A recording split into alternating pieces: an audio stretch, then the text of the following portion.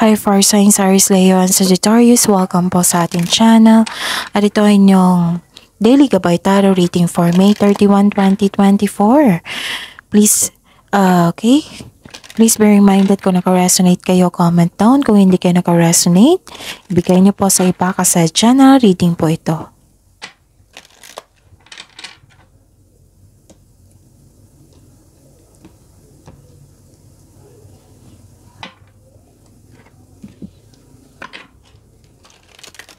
Gamitin ang reading na ito bilang gabay lamang. Please like, subscribe, and click bell button for notification para updated po kayo sa daily tarot reading natin. Maraming salamat po.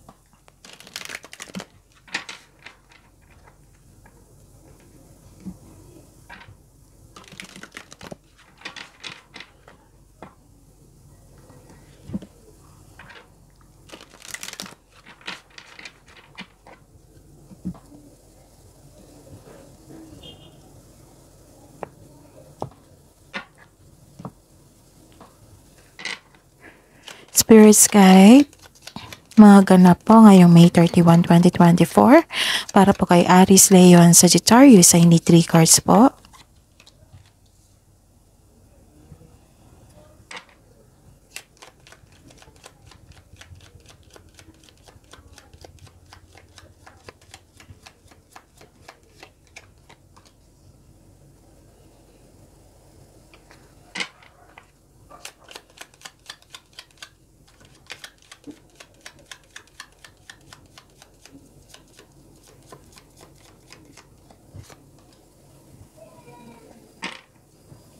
Kuha tayo ng mensahe.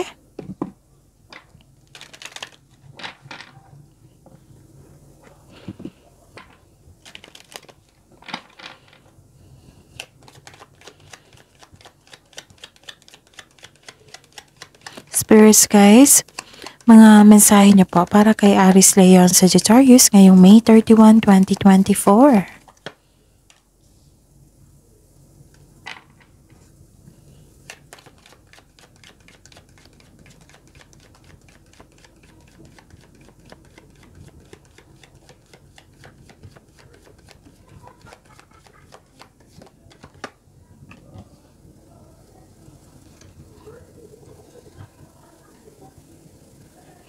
Okay.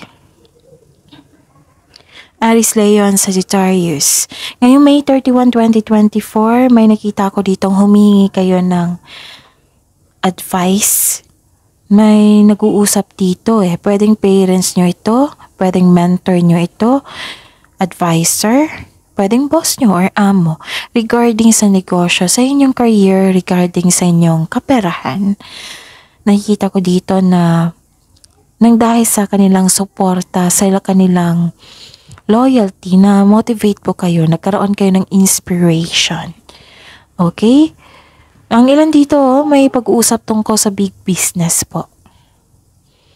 Ang ilan sa inyo, yung kausap nyo, ay isang mother figure.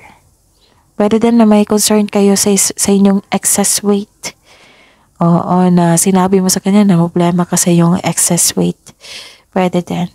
Pero sa tulong nila nagkaroon kayo ng courage, nagkaroon kayo ng confidence, and you are very inspired to take in action with courage. Nagkaroon ng power, inner power, nagkaroon ng protection, nagkaroon ng authority. And may expectation kayong darating na cheque or malaking pera, expected nyo po ito.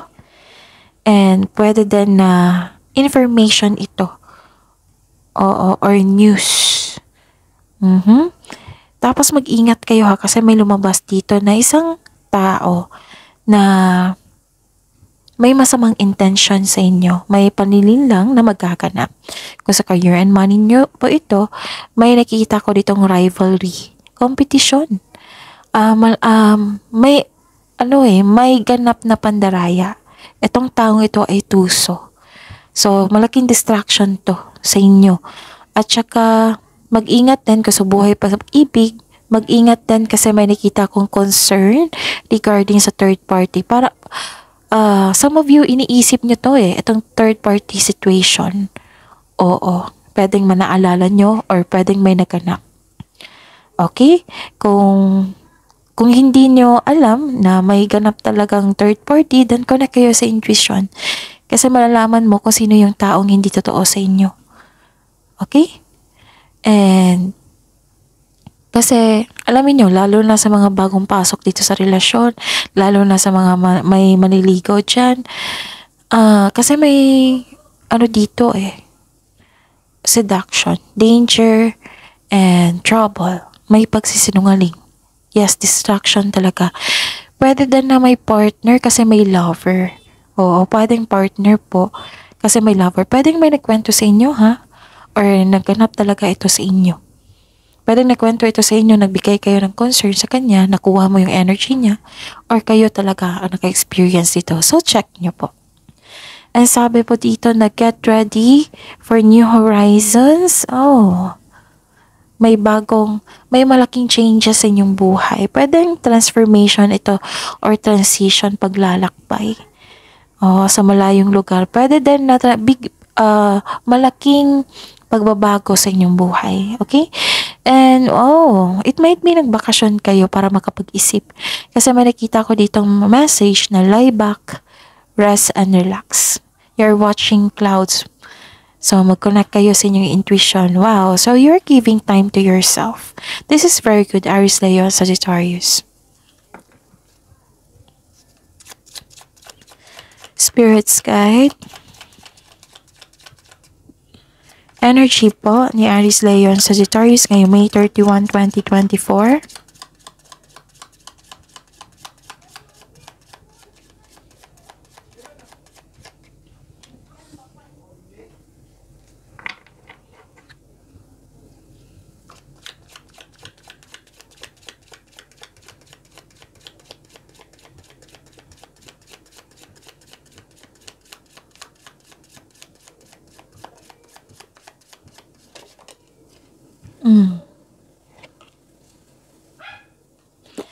Okay, Aries, Leo, Sagittarius.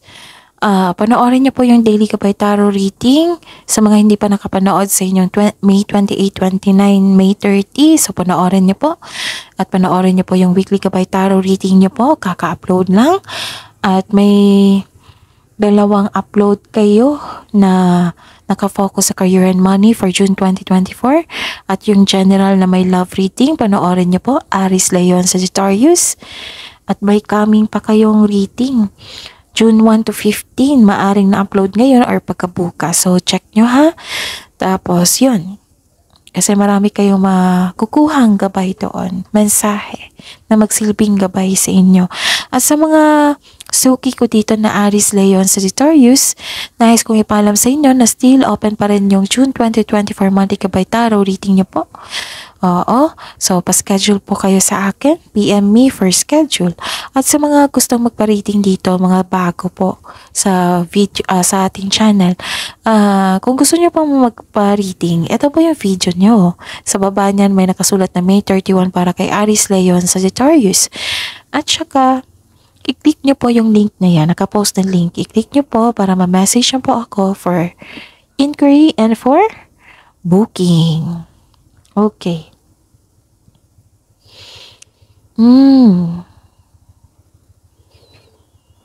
I see. May nakita ko ditong you're walking away from toxic place, toxic traits. Oo. You are nagkaroon ng moving on. Yes, walking away and moving on. So, this is the clarification of your course here na may ganap ng movement and transition. Okay? And may pag-atras pagtakas sa isang sitwasyon. Nirelease mo ito kasi hindi ka na masaya. Oo. Hindi ka na masaya, hindi ka na natutuwa sa mga nangyari. Umalis ka para magkaroon ng growth sa inyong sarili.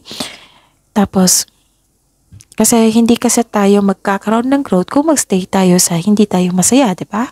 So, this may feel distressing sa inyo ngayon, pero wag mong hayaan na makulong kayo sa kalungkutan kasi mag-create yan ng blockages, mas lalong magkaroon ng delay. Oo, blockages is, kung magkakaroon kayo ng blockages, negativity sa inyong energy, hindi makapasok yung blessings kasi papasok yung blessings sa inyo pag magandangin yung energy. Okay? So, positive affirmation instead of negativity. Okay? I am love. I am healthy. I am brave. I am confident. I am enough. Ganyan yung mga magaganda. Kasi kung negativity, kung ano yung bigay mo sa nature, yan din yung balik. Gusto mo ba yun? So, positive affirmation po, ha?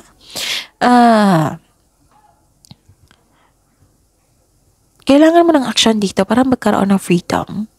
Yes. Pwede din ha, kung sa career man ito, anong tawag dito, ready ka na iwan yung trabaho nyo na nawalang nangyaring growth. Or gumawa ka ng action para umalis na kasi hindi na nakatulong sa inyo. Gusto mo mag-level up ka nun. Pwede din na umiwas ka sa isang tao na that no longer serves you, na walang nangyaring growth. Okay? Basta pa may nakita kang unhealthy connection dito, kaya nag-decision kayong iwan. Okay. Ano pa?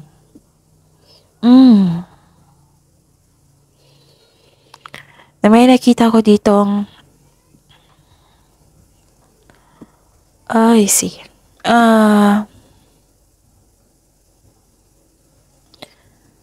So, may nakita talaga akong competition and rivalry. And I consider this, alam nyo na kung sino ito. Kasi nakita ko dito, you're finding solution. May tao na very toxic na maraming masasakit na sinasabi sa inyo. Yes, may away po naganap. Hanggat maaga iwasan nyo po itong taong ito. Kung may chances po, lalo na't nasa tama kayo. So, ipagtungkol nyo po yung sarili nyo. Pero kung pwede po, wag nyo i-accept yung negativity niya. Okay? Kasi it will harm you eh. Yung ma-accept nyo yan, magkakaroon ng blockages. And kung sobra na, too much na, then do a legal move kung kinakailangan po. You're fine. This is very good kasi you are finding, umiwas ka and you are finding a solution. Okay? So, ayun. Spirit's Guide. Career and Money po ni Aries Leon Sagittarius ngayong May 31, 2024.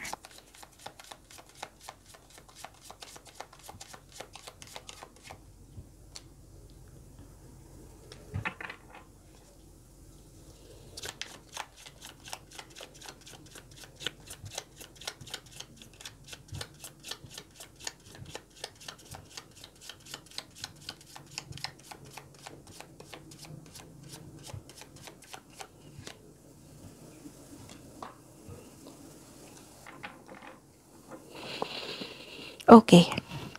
Sa career and money niyo po.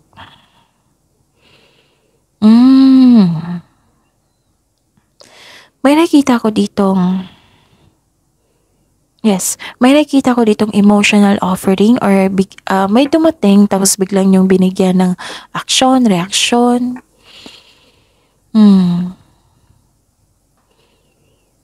May parating po na offer. New opportunity, project man, na nagbibigay ng excitement sa inyo.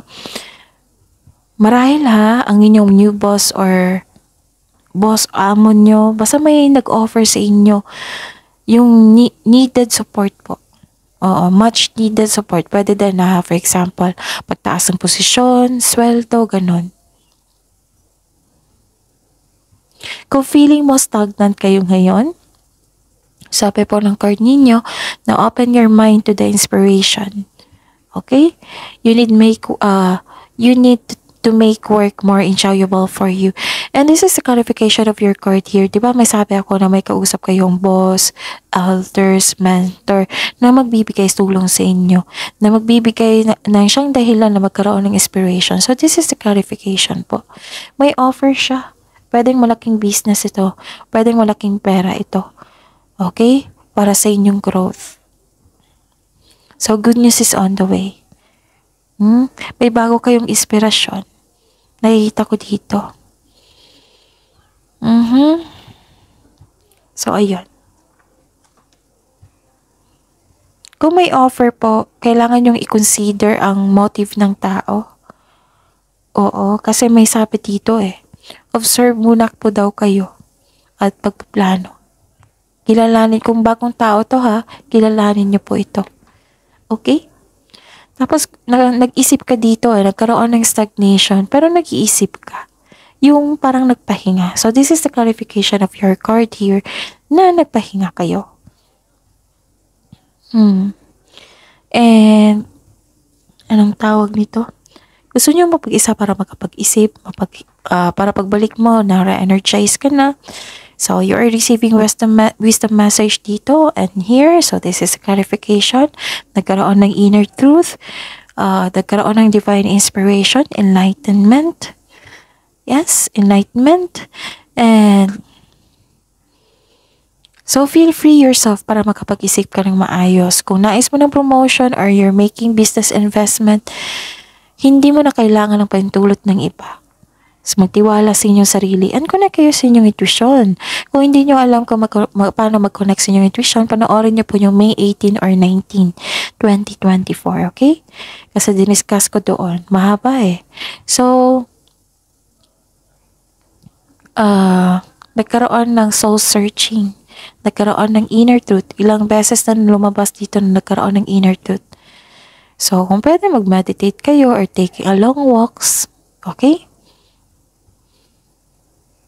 Mas gusto mo yung trabaho mo ngayon? Mas gusto mo yung trabaho na mag-isa kaysa collaboration? Oo, may sabi dito. Nagkaroon ng hardworking, patience, naging ginagamit nyo yung talino nyo.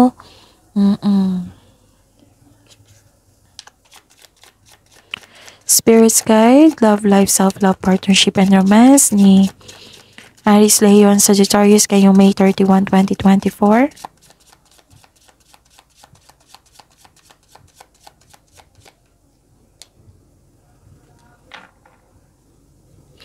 And the clarification po of this card.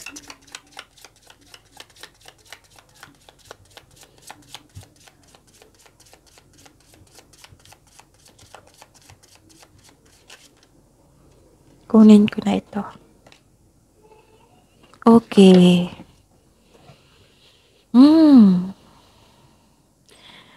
Nakikita ko dito na you felt defeated. May away po naganap. It might be yung kaaway mo ha, is Gemini, Libra, and Aquarius. Kaaway or tampuhan, pero away to eh. May sitwasyon po na hindi na kaya, pero laban pa rin. Nagkaroon ng delay, blockages, ilan sa inyo nagkaroon ng pagkabalisa or nag-degrade sa inyo. Yung may tutol sa inyong desisyon or plano, napahinaan ka ng loob dito. Meron kang naramdaman na pagkatalo. Baka kailangan yung kausap po. So, gawin niyo po yung kausap niyo, yung mentor, mother figure. Basta pa, nagbigay ka ng trust dito. Okay? Kung ayaw nyo na may kausap, then make a journal. Para masuri nyo rin kung ano yung punot dulo, kung bakit ka malungkot, kung bakit niya ginagawa ito. Okay? At saka,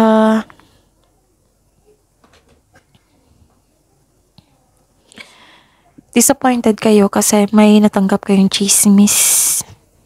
Tapos sabi po ng card dito na, fact check nyo muna bago kayo maniwala kasi baka waste of time po yan, waste of energy. Yon. Some of you, ilang beses na lumabas dito na huwag kayong magpadalos-dalos na magbigay ng action na walang wastong plano. Okay? Konkretong plano po ay kailangan bago kayo magbigay ng desisyon. May concern kayo sa isang bata, mas bata pa sa inyo or kumikilos na parang bata, nagre-reklamo siya sa kanyang responsibilidad. Sa halip na gawan ng aksyon, nagre-reklamo po siya. So, yun. Tingnan natin kung may repeating number.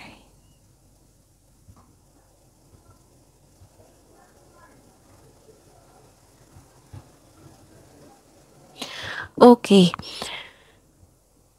Dalawang 7 po. The spiritual meaning of 7-7 is divine support. You are divinely guided, nagkaroon ng spiritual growth and self-discovery. Alam niyo ba, ang sarap sa feeling niyan? Gusto ko yan, yung self-discovery. Mas makilala mo yung sarili mo kung paano kayo mag-handle ng ganitong challenge, o kung paano kayo mag-respond sa isang taong salbahe. Example yan ha. And this is the clarification of your card here kasi nagkaroon ng solitude, yung soul searching. Okay?